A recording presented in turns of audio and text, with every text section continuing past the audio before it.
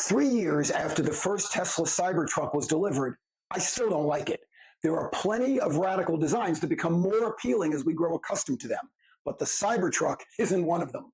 I think it's oversized, ungainly, overly aggressive, and awkward for almost every angle. But first, a story. A friend of my daughter's gave me a different way to think about this. We were talking about the Cybertruck, and I was explaining all the reasons I thought it was so unattractive when he said something that really made me think. He suggested that my opinion of the design might not be the most important thing about it. His point was this: since Ford introduced the pickup truck in 1925, the basic shape has remained remarkably consistent, following the same visual three-box layout of engine box, passenger box, and cargo box. The grille is always up front, the cab is always in the middle, and the bed is always in the back. Yes, the proportions have changed, the trucks have gotten larger, and the technology has improved, but the visual architecture is essentially the same for the past 100 years. Then Tesla came along and shook things up by asking a simple question. What if the next pickup truck didn't have to look like every other pickup that came before it? Automotive designer Robert Cumberford has long argued that a designer's job is to see the future before the rest of us recognize it. Whether we like what they show us today is often less important than whether they're pointing towards what comes next. That idea changed the way I think about the Cybertruck. I still don't find it attractive, but I can appreciate its role in pushing the conversation forward.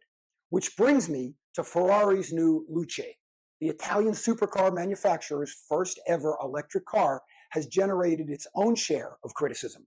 Spend a few minutes online and you'll find lots of opinions about what it should have looked like, who should have designed it, and whether or not it deserves the Ferrari badge at all. Whenever an iconic brand takes a visible step in a new direction, people push back. That's especially true when the company involved is Ferrari, a brand whose history is intertwined with some of the most celebrated automotive designs ever created.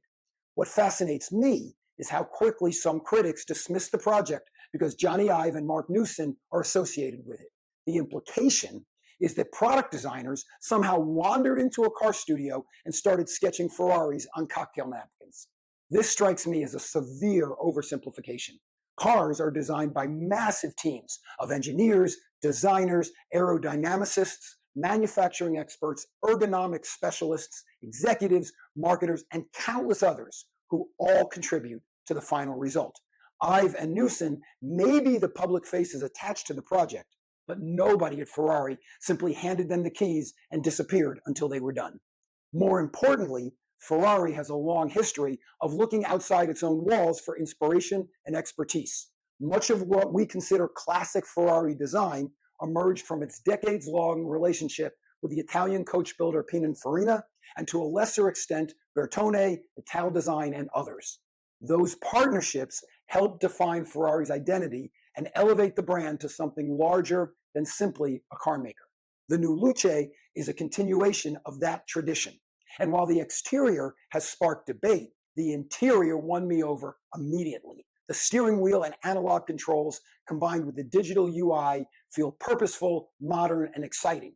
Seeing inside the car, even in photographs, gives me the sense that Ferrari's designers were thinking carefully about what driving might feel like in the years ahead. What I see is Ferrari making a statement about where it believes the industry is heading. Plus, they're firing a shot across the bow of Porsche, Lamborghini, Aston Martin, and several other competing performance brands that are backpedaling on electrification. Instead, Ferrari appears to have decided that waiting on the sidelines isn't part of its DNA.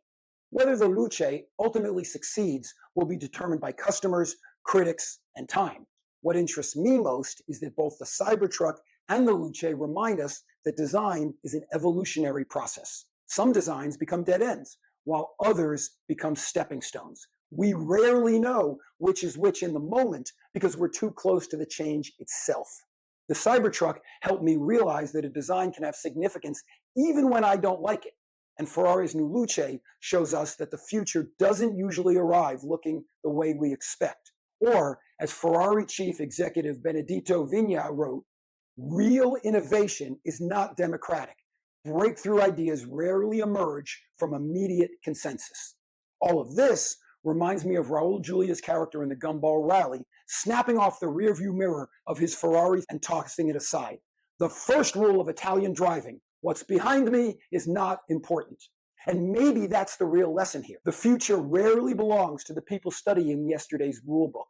It belongs to the people who are willing to drive towards something new. If your organization is navigating change, disruption, or uncertainty, I'd love to help. I keynoted conferences and corporate events around the world to help leaders understand what's changing, what isn't, and how to position themselves for what comes next. I still have a few limited keynote dates in 2026. Let's talk.